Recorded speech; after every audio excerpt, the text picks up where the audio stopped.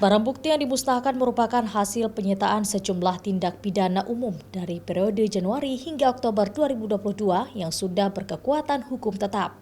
Barang bukti yang dimusnahkan berupa 22 kerangka gajah Sumatera, terdiri dari tengkorak, tulang belakang, tulang rahang, tulang paha, telapak kaki, hingga jerat yang digunakan.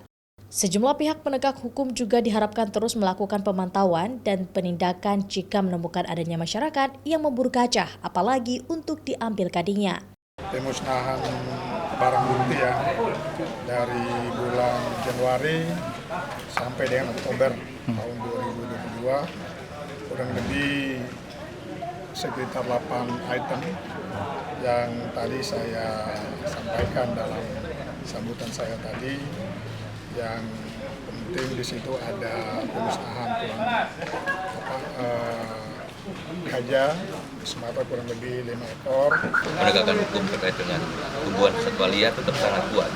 Kita akan mendukung semua pihak dan mengimbau masyarakat agar tidak menyalahgunakan tumbuhan dan satwa liar.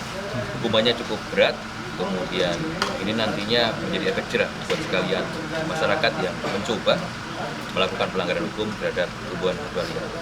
Untuk kasus satwa liar khususnya gajah baru kali ini dimusnahkan, diharapkan nantinya tidak ada lagi kasus satwa liar di wilayah hukum Aceh Jaya, apalagi hewan yang dilindungi seperti gajah. Syahril, Kompas TV, Banda Aceh.